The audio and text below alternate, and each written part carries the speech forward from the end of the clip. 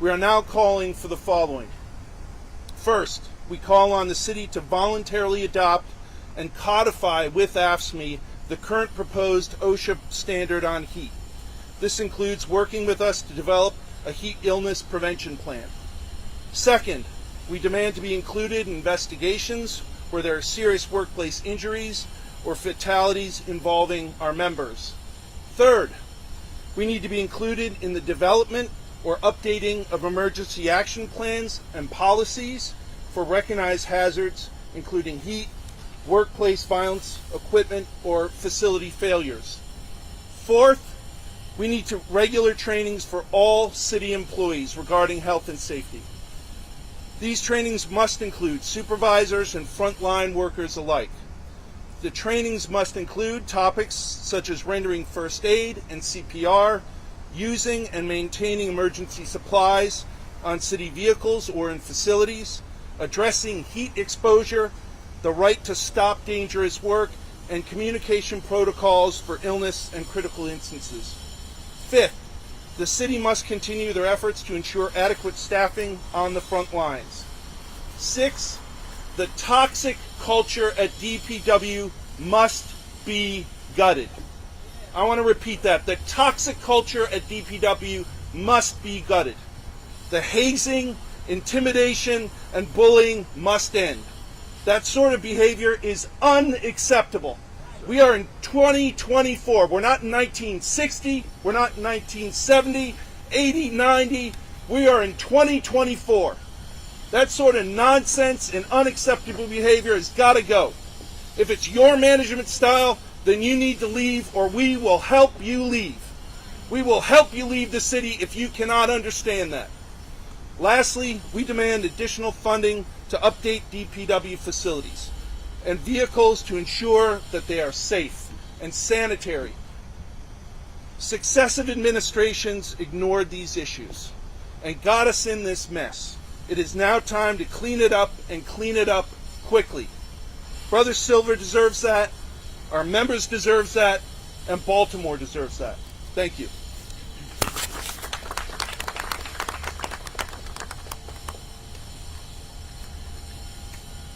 Good morning. My name is Roderick Pinkett, Executive Vice President, City Union of Baltimore. Good morning. It brings me no joy to be here today. Ideally, all city employees would have the necessary health and safety and support that they need to run our city. Unfortunately, that's not what we have here today. Workers from a number of agencies work daily in environments that are unhealthy, nor safe, nor offer no type of climate for safe working conditions. No workers should be pushed to such a point of exhaustion that their body fails them. Now is the time for put protocols in place and procedures in place to keep Baltimore City employees safe. The City Union of Baltimore has worked as well to advocate for these legislations to protect our city employees. We also have provided OSHA trainings to protect their colleagues, and management isn't doing enough. It doesn't give anyone's attention until someone loses their life. Now when Labor City government and cities we serve must stand together to demand that city workers be treated with the respect, protection that all workers deserve. We must collaboratively create policies that keep us safe. Once those policies are created, they must be implemented and enforced so we're not here again in another 5 years disappointed because yet another city worker has lost their life. I stand in solidarity with everyone here. Thank you.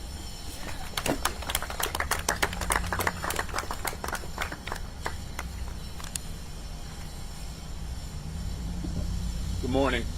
My name is Councilmember Zeke Cohen. I want to again thank the folks that are standing here with us today. I want to thank Comptroller Bill Henry, my colleagues Councilman Schleifer, soon to be council members or Democratic nominees Paris Gray, Zach Blanchard, Councilman Chris Burnett, and I especially want to thank Councilman Glover for his leadership in pulling us here together today. I also want to thank our union partners, CUB, AFSCME, the AFL-CIO and the AFT for being here. Ronald Silver died serving the citizens of Baltimore. Just like any frontline worker, any nurse, firefighter, or police officer who dies in the line of duty, he deserves to be remembered with reverence. And while we honor him, we must also be honest. He should still be alive today. His death must be a wake-up call. Our sanitation workers do one of the most dangerous, back-breaking jobs in America. No one should have to wonder if it's the last time they'll say goodbye to their family when they leave for work, especially workers like Ronald, who sacrifice their time and talent to make our city a better, cleaner place. The Baltimore City Council stands shoulder to shoulder with our unions in fighting for the working women and men of DPW. During the pandemic, we fought for pay raises, and we won. Today we stand to demand safer working conditions. And while we appreciate the mandatory heat training that DPW organized, more must be done. We ask the following.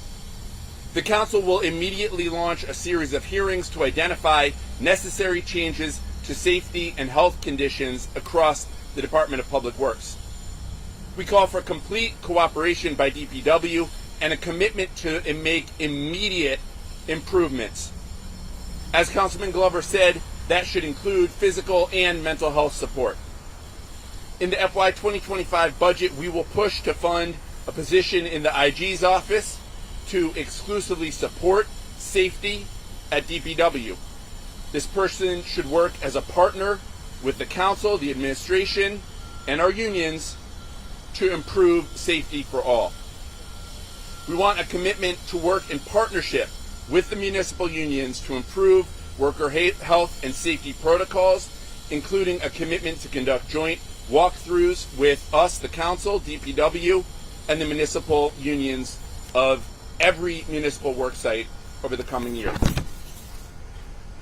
We ask for an explanation of why DPW facilities were not being properly maintained and an independent review of the city's facility maintenance contracts. We will also push in the upcoming budget for increased staffing levels for sanitation workers at DPW. I want to be clear. We are not here today to cast blame on any individual. We have a new DPW director. We are grateful to Khalil Zaid for choosing to lead this agency, and we hope to partner with him to make it better. Today is about addressing a culture of cruelty, disrespect, and indifference within certain pockets of DPW. Inspector General Isabel Cummings' reports revealed several disturbing issues that need to be immediately addressed. In one sanitation yard, toilet paper was used as a tool of coercion. Ice for water and Gatorade has been unavailable on record hot days.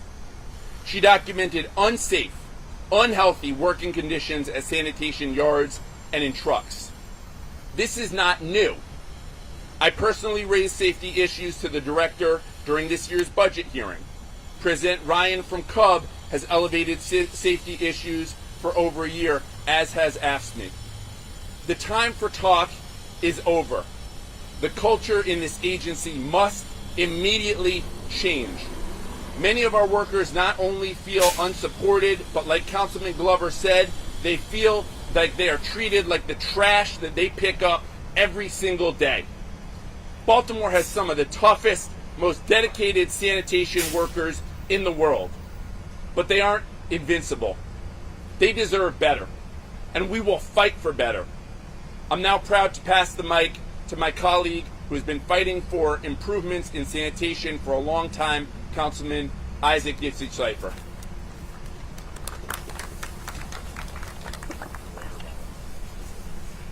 Good morning. I want to thank my colleagues who are here today, the unions, and everybody else for coming together. Thank you as well to the IG for highlighting this important topic through her extensive reporting on the working conditions at DPW facilities. Worker safety and the delivery of city service is the most basic responsibility of all city agencies. Councilman Cohen and I and our colleagues over the past 2 terms have successfully lobbied for increased wages, bonuses, and additional union positions within DPW. Taking care of our workers is not only the right thing to do, it is also good business. When employees are treated well and compensated fairly, they treat the customers they serve in kind.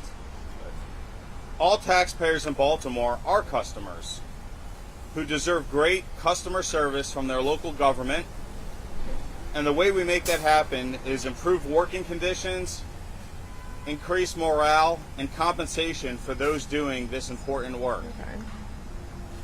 I would also like to thank the mayor, who worked with this council to allocate capital funding for facility upgrades. The workers and the council and the entire city look forward to those upgrades. Today, we must take immediate action to reduce safety risks and improve working conditions so we don't lose another hardworking employee like Ronald Silver. In conclusion, I want to thank all the hardworking men and women of solid waste and DPW who show up rain or shine, and my message to those workers is that their city government is here for them. We will keep fighting for them until they are compensated appropriately, have functional facilities, and safe working conditions so they can return home to their families in the conclusion of every single day. Thank you. We're happy to take any questions. Based on what you guys are saying, it sounds like council has limited ability to enforce things. However, it sounds like the budget is the way to make this happen. Can you elaborate on that and finance? Sure. So last year, the council finally got the ability within the city charter to not only cut from the budget like we previously had, but also to reallocate. And the council did just that. We advocated successfully to make facility upgrades, capital improvements to the DPW facilities. And so those changes are coming. And so, yes, that is one step. However, like Councilman Cohen and I have both made mention to, even prior to that, we have successfully lobbied for bonuses as well as increased union positions and raises for those workers. So it is a combination of both in the budget process, but also day-to-day operations of the City Council, which we plan to highlight through the series of hearings and uncover other challenges that need immediate attention. And David, I would also just say, I think one of the powers that the council has is the bully pulpit. And like Councilman Schleifer said, we intend to use it on this issue. We are not going to be quiet about what happened to either Ronald or what has been happening to our workers here at DPW.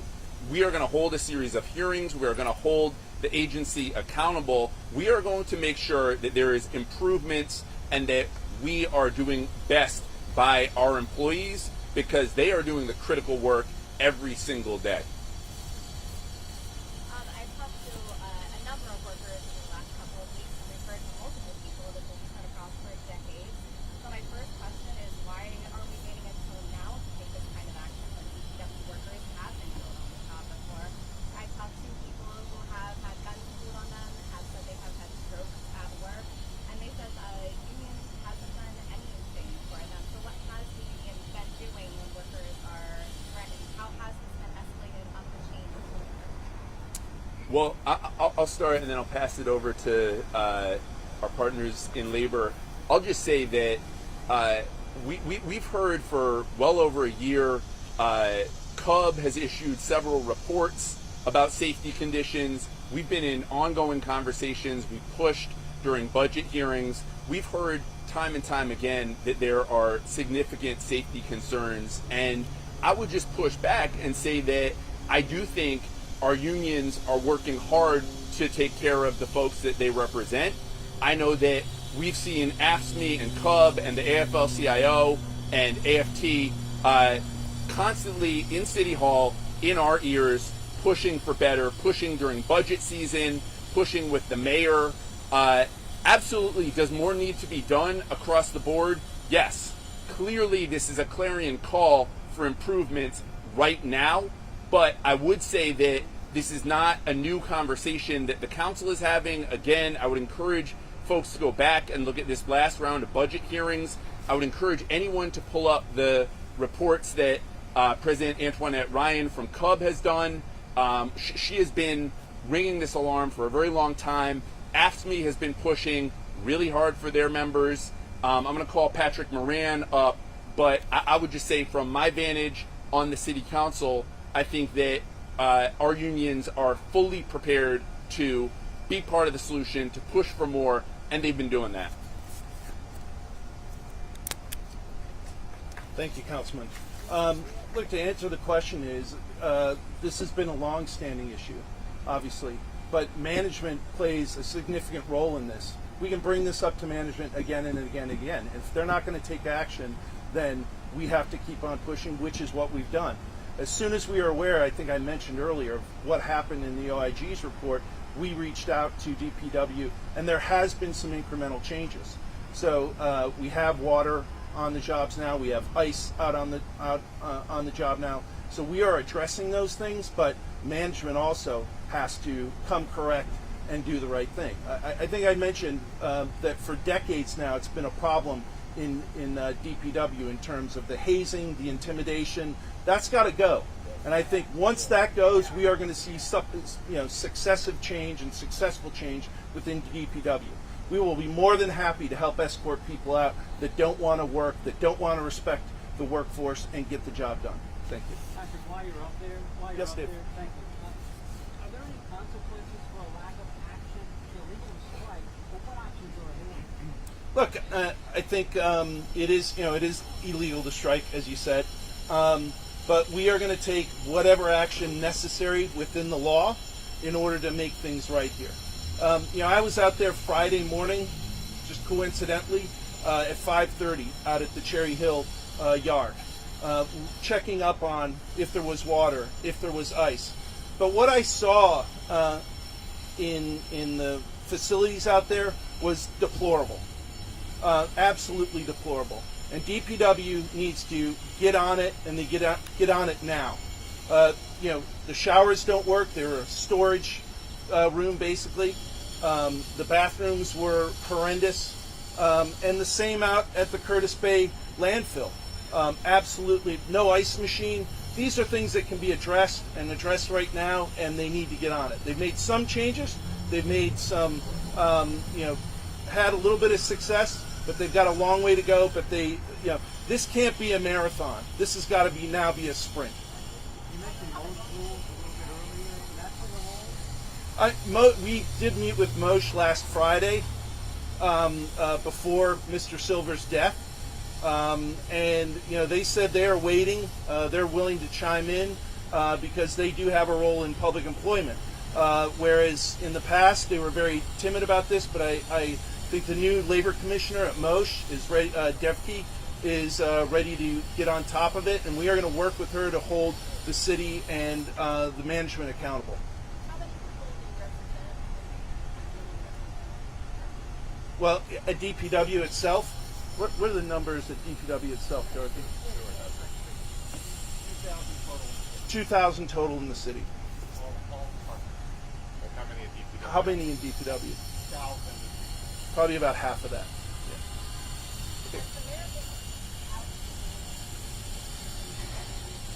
That I don't know. That I don't know. I can't answer that question. Here. The mayor or the mayor's office about the demands that you're outlining today, and you got any assurances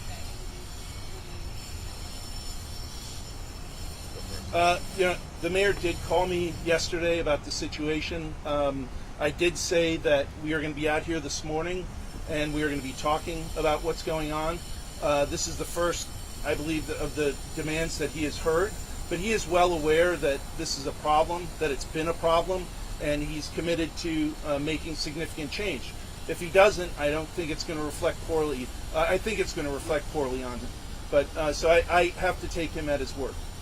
he's responding quickly enough. You won't mention the long-term investment that he's making, but he's responding quickly enough to the short-term needs. Well, I mean, as soon as the AG's report came out, as I mentioned, we reached out to the DPW, and we had a meeting by phone later that day saying we need water, we need ice machines, and some of that has happened. However, there needs to be other protocols put in place. There needs to be safety training.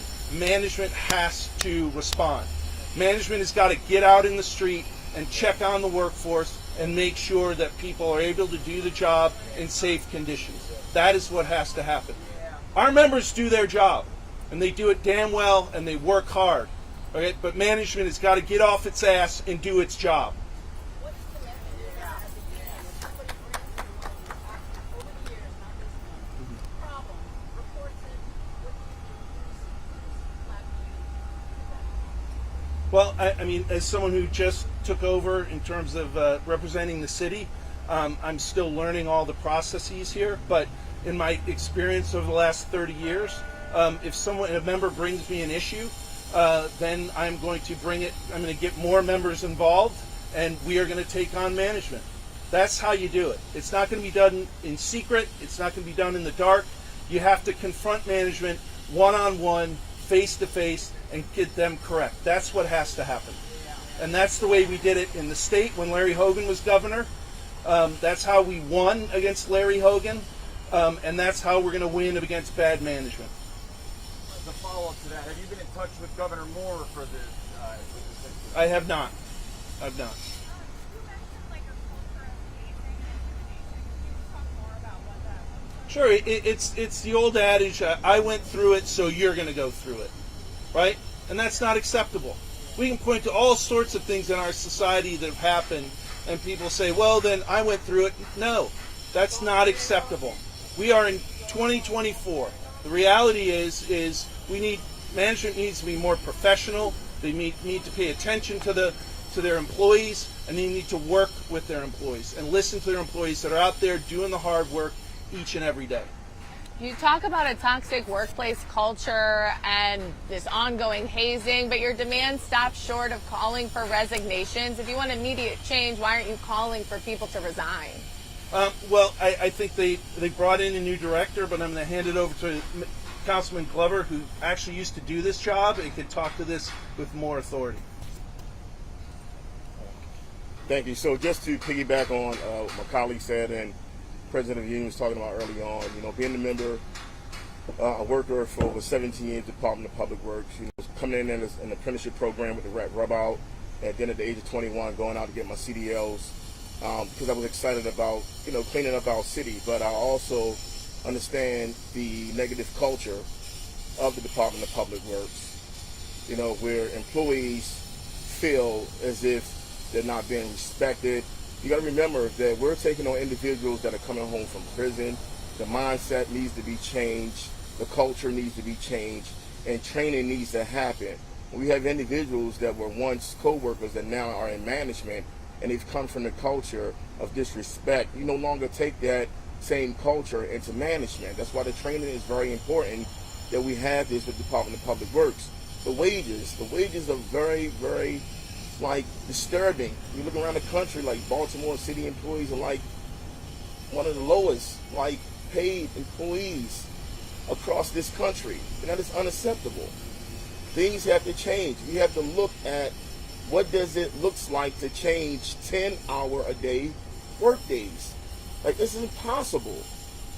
I've seen personally individuals from a truck that I was driving, because of mental health conditions, bring that energy to work and stab another co-worker on the back of my truck. These things really happen in the Department of Public Works. This is over 25 years of history that needs to be changed.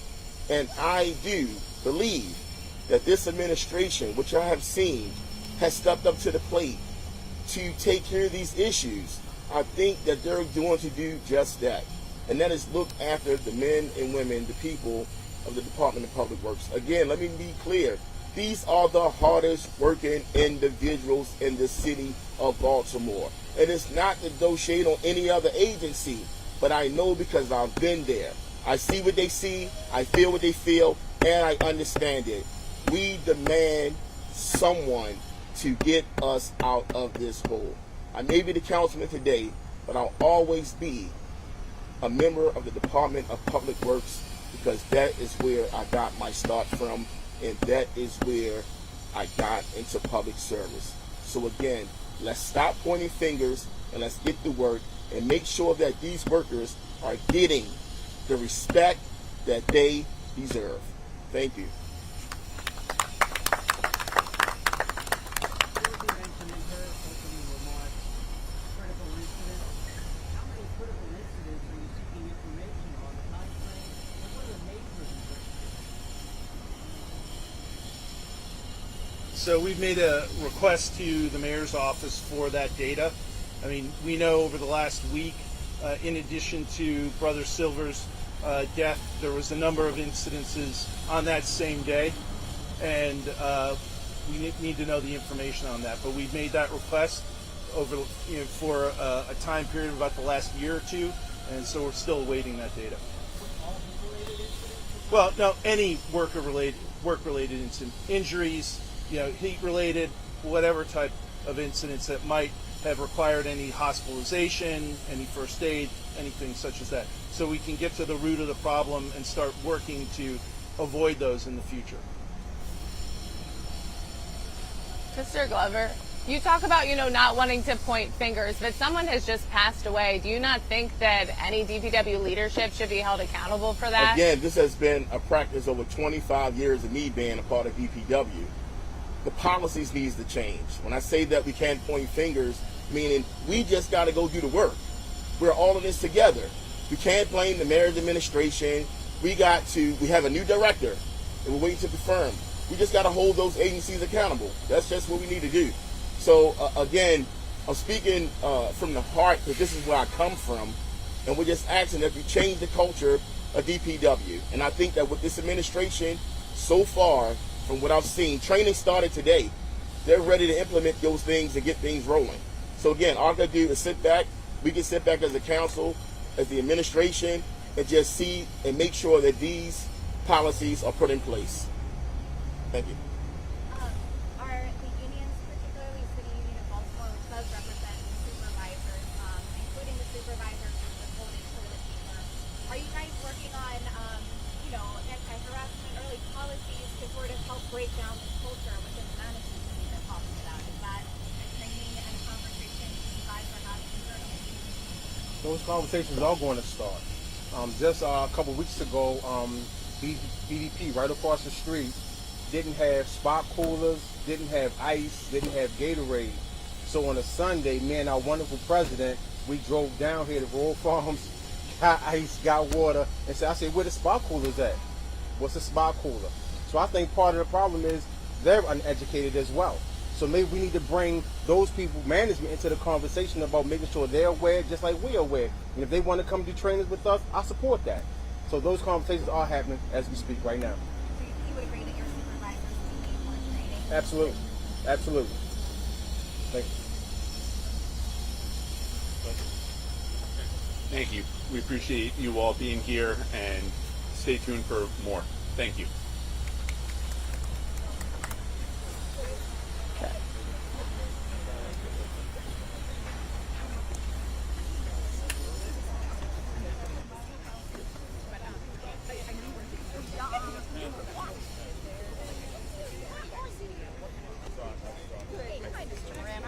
I'm from the Baltimore group. Okay. It's nice to meet you. Nice to meet you. Yeah, I was interested in what you said, and also just wanted to be able to reach you next time something happens. So you want to talk to Linda right there, see the AFSCME t-shirt with the black screen on?